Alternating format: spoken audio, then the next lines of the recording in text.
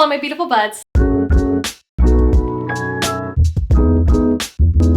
Welcome back to my channel, Sprouts with Joy. My name is Joy, and if you like to talk about plants, you're in the right place. So, okay. Here's the deal. You clicked on this video. There's gonna be some tea that is spilt. I spend a lot of time talking about my favorite plants on this channel. I spend a lot of time being pretty positive, but sometimes it's kind of nice to have a reality check. I think these are feelings that everyone can relate to. Not every plant in your collection can be your favorite plant. Therefore, there are going to be plants that are your least favorite plants. And it's not that they're bad plants or that you hate them necessarily. I mean, there's definitely room for that too. But it's just plants that for whatever reason have not struck your fancy anymore. Maybe they haven't fulfilled your expectations. Maybe they just aren't doing it for you. Yeah. So I'm gonna do a video on those kinds of plants for me. And what I did was, today I just walked around my collection, and as I looked at each plant, I thought to myself, if this plant were to die today, how would I feel? Would I feel really disappointed and bummed? Or would I feel indifferent or maybe even relieved? Because if that's the case, I mean,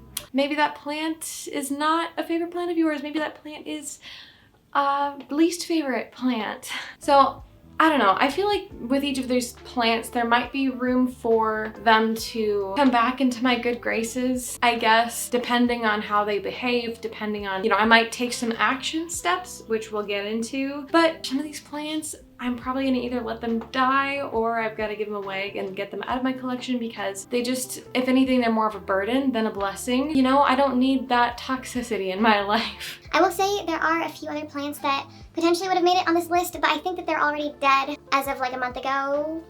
So those are not included anymore. Maybe that'll be a whole separate video talking about the plants in my collection that have died. If I can even remember, because honestly, I feel like once they're dead and out of my collection, it's just, they're gone to obscurity. The first plant I've talked about sometimes, but I don't talk about a lot, and this is my Peperomia verticillata, I think, or red log peperomia. And okay, I've tried with this plant and it's not that bad. I just think that me and peperomia are not the best of friends, and that's okay. I'm not gonna be a master at every single genus, and I've had to accept that. I think that there might be some peperomia that, like, if I were to get them, maybe they would do well in my collection, like Peperomia Hope. Looks pretty nice, but like the watermelon peperomia, a Peperomia obtusifolia, I think those are the only two other peperomia maybe that I've had in my collection, and they also did not do well. Let's just put it that way. But this, I think, I still have the obtusifolia outside, but I'm probably gonna give that one away too. Honestly, that one could also be in this list, but I digress. This is the peperomia that I'm featuring today because I would say it's even less of a favorite than the obtusifolia at this point, maybe. I don't know, now that I'm looking at it, I do appreciate the red backs and the stems, and what am I doing? This is my least favorite. Why am I complimenting the plant? Habits. I chopped this plant up and kind of repotted it in an attempt to get it to be less crazy and gangly. But honestly, I think that this just might be the way that this plant grows, which is fine. I think some people really like this type of growth pattern. Some people really like plants that go crazy like this. And there is some charm to it, but to me it just feels messy, and I would rather have a plant that doesn't look as messy. On the one side, you could call this character, but on the other side, it just looks perpetually unwell to me. To be fair, I haven't totally given this plant the most fair shot ever, but it's not doing it for me. The next plant, I mean, it's well known as a Sansevieria laurentii, but I think it's technically a Dracaena trifasciata cultivar laurentii, maybe. And I kind of go back and forth with this one, especially when it rewards me with new growth, because I'm like, oh my goodness, it's growing, and that's kind of fun. Like, I like that my snake plant is growing, but at the same time, I just have so many other snake plants. Okay, no, that's an exaggeration. I have two other snake plants in my collection that I just prefer to this one. And this one is just like, I remember growing up and going to the mall, and like, these were the plants that were just on every corner, and they're fine. They're just, something about it is like bleh. And this was actually kind of a gift from someone it wasn't really a gift. It was more like, oh, this person had this plant in their house, but they didn't want to take care of it anymore, so they're like, here, have it. And I got it kind of near the beginning of my plant journey, and it was a really good beginner plant, but I'm just like kind of over it. It just isn't doing it. Again, it's just not doing it for me. And if you like this plant, go for it. Like, love this plant, have this plant in your collection. But for me, I don't really get the appeal that much. And again, I kind of go back and forth. Like, it's actually growing quite a lot for me right now. And when a plant grows for me, I'm like, ooh, I get the butterfly feelings again. Like, oh my gosh, that's so fun. I love that it's growing. But when I really look at it, when I walked around my house and I imagined this plant dying, I felt very indifferent, like so indifferent. I was just like, great, I have a spot opened up underneath the grow light where I can put a plant that I actually like a lot more than this plant. I'm like, why do I still have it? And why do I still have it there of all places? Because I feel like it's like a halfway decent place. It gets like some light. Hence why it's growing so much. But I'm like, why don't I just give this plant away? And I think right now, actually, the thing that's stopping me is I don't want to repot it, but I like this pot, so I don't want to like give away this pot because this pot was like $20. Like, it's a really good planter, so I want to keep the planter, but I don't want to repot this plant. Do you catch? This is literally the reason I've kept this plant for so long, is that I want to keep the planter, but I don't want to repot the plant. Do you understand how ridiculous this is? But, you know, it's such an easy plant that I just don't have to think about it, which is like good, except for the fact that I just don't like it, and I don't think I want it anymore. I just need to stop it and give it to a friend, because why do I have this plant? If you watched my philodendron collection video, this would be no surprise to you. It's my philodendron Dark Lord. Okay, objectively, I like this plant. Like, not this specific plant, but the species. I really like the philodendron Dark Lord. I do. I like it a lot. I like the potential. I like what it can become. But this plant, oh my gosh. I don't know if I have the energy to explain how much we've been through. But all you have to look at is just look at it. Just see the internodal spacing is so ridiculously long. It has skipped nodes. Some leaves have just come out completely ripped and wonky and have since died off. The leaves have not sized up at all. And I don't know what this plant wants from me other than to freaking, I mean, look at this leaf getting caught. That's just lovely. But honestly, at this point, I'm just like, I want to chop this plant up and start over because I'm just sick of looking at it like this and I think that my feelings are so strong. I'm getting so worked up. Oh my gosh. I didn't know I had this much like pent up anger.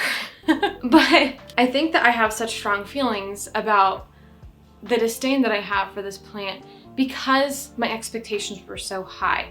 And so the ratio, it's an equal amount of hopes and dreams versus disappointment, if that makes sense. Since my hopes and dreams and expectations were so high, my disappointment is that much lower when it does not fulfill such hopes and dreams. Basically, long story short, the philodendron Dark Lord, when it matures, the leaves are just big and angular and have this awesome color to them, and they're, you know, satisfying. But this plant is not that. It's not growing to maturity like at all. Even though I have several philodendron in my collection that have grown to maturity, like my philodendron squamophyrum is literally, it has a flower right now. Like, that only happens with philodendron when they're very happy and very big. But this one just will not mature for me. And I feel like it just keeps going backwards. I need to chop up this plant and start over. I mean, this plant did start as an unrooted cutting in my collection. It took absolutely forever to root, and ever since then it has just been a roller coaster of root rot and just losing leaves and leaves getting caught and it just not progressing and not being happy. And I'm gonna chop it up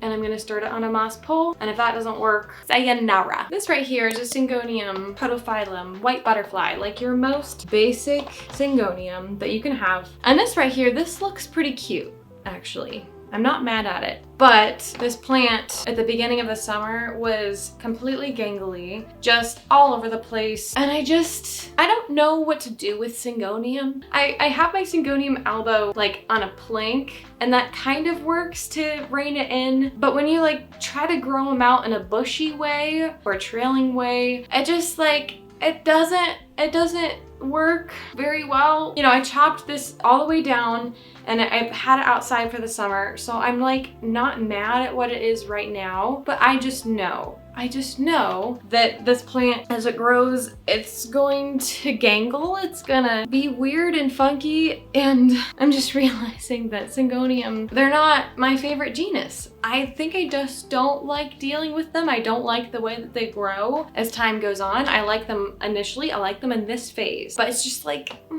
I think Syngonium erythrophyllum and Syngonium albo, and maybe like a few others, like I have a strawberry milk Syngonium, like those ones, I think I'll tolerate it because the leaves are so beautiful. But with the white butterfly, I just don't. I would get it if someone had like a really sentimental attraction to this plant, but I feel like this is a plant that, you know, it looks like a fake plant, kinda. I think that this was one of those plants that a lot of people had as a fake plant. Like in a grandma's house, it would just, you would have this plant and it would be fake. And just like look crusty and dusty and just be like sitting on top of cabinets. And it's like, that's the vibe that I get when I look at this plant. Again, if you love this plant, literally all the more power to you. I know a lot of people have some sentimentality attached to this plant because like it's been passed along their family for generations. But for me, it's just not it. Again, in this specific form, I'm like, okay, this is kind of cute.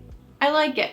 But I just know what it becomes over time. And am I just gonna keep on chopping it up every year and putting it outside? I don't know, maybe. But do I really want to do that? I don't know if that's a rhythm that I want to buy into with my plants. So I'm very on the fence. Yes, the philodendron Mia. This one, why did I buy it?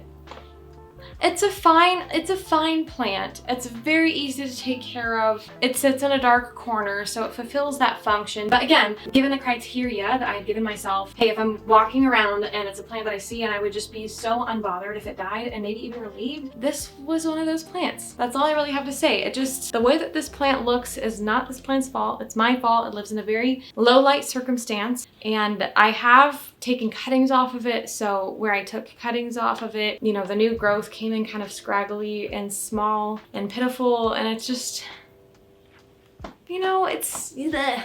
And that's fine. It's not this plant's fault. I just know that there's nothing really eye-catching about it. I don't love this growth pattern in a philodendron, like this self-heady growth pattern. I'm just not. I mean, this is very much like a Birkin minus the white stripes and variegation. Like, I'm pretty sure that's the type of plant that it is. It's just like a Birkin without the stripes. And it's like, I don't even like the Birkin. And it has something more exciting going with it. Like, it at least has, I guess, variegation going for it. But I literally never liked the Birkin. And so I don't know why I got this plant. It was one of those things where like I was in the nursery and I was like, oh my gosh, I don't have this plant yet. And I was very early on in my plant parenthood. And this plant, you know, is stubborn enough that it's stuck around even though I've neglected it and not really liked it. So good for this plant, but I'm like, I'm kind of done with it. Maybe I should just give it away. But then I would awkwardly have an empty spot in my coffee area that normally has a plant there, and it would just look weird without that because it's been there for 2 years. Do you see my predicament? All right, the last plant on my list that has made it into my like least favorite plant category, at least for now, is the philodendron brandianum. I hate to say it because I go back and forth a lot with this plant, to be quite honest with you. But as I was walking around today specifically, this fell into the like relieved category. Like, look at it. You know, it has character. I kind of like it in some respects, but all of the new growth recently has been small and sad and ripped and gross. So it's like day by day this plant is getting worse and worse, and I'm just like kind of waiting for it to die at this point because it's been battling spider mites. So I'm not interested in giving anyone else spider mites, especially like the type of person that would probably want this plant would be like a beginner plant parent. So I'm like kind of waiting for it to die. I'm still treating it and I'm hoping, hey, maybe it will like make a turn for the better. But it's like, I've topped this plant a number of times. I've tried growing it up a pole. I've tried growing it in high humidity, and it's just not, it's never done what I want it to do. I don't know, I think I'm just getting tired. I'm getting a little bit tired of trying, and I might be ready to be done. Again, I go back and forth. I do love the leaves. This plant specifically, it's kind of fun. The character that it has is it like lays and cascades down the pot. I'll still take care of it as long as it continues, and maybe it'll surprise me one day, but I just don't really see that happening. I feel like it's just gonna get worse and worse gradually over time until it's just so disgusting I can't look at it anymore.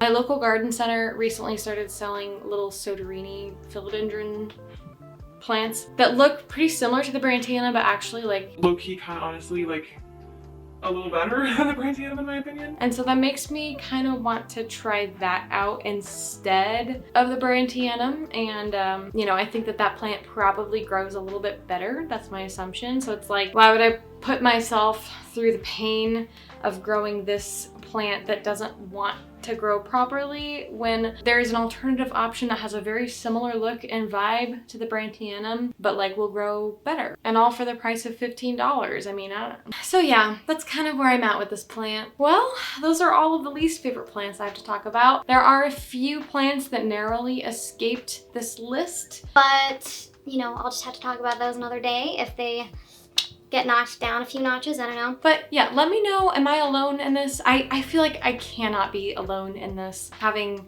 you know, at least indifferent feelings towards some plants in your collection, because it's a whole journey of learning how to curate your houseplant collection. Sometimes you don't know whether or not you're gonna like a plant until you try it, unfortunately. And some plants are just kind of old vestiges of choices that we made when we were young plant parents and didn't know better. That's the case for a lot of these ones because... yeah, I got all of these plants relatively early on. If anything, these are plants that like survived neglect and are really stubborn and have stuck around, even though I don't love them. I think you just kind of have to give yourself grace for that happening and do your best, and hopefully over time, I mean, for some of these plants, I definitely think that I can find them better homes.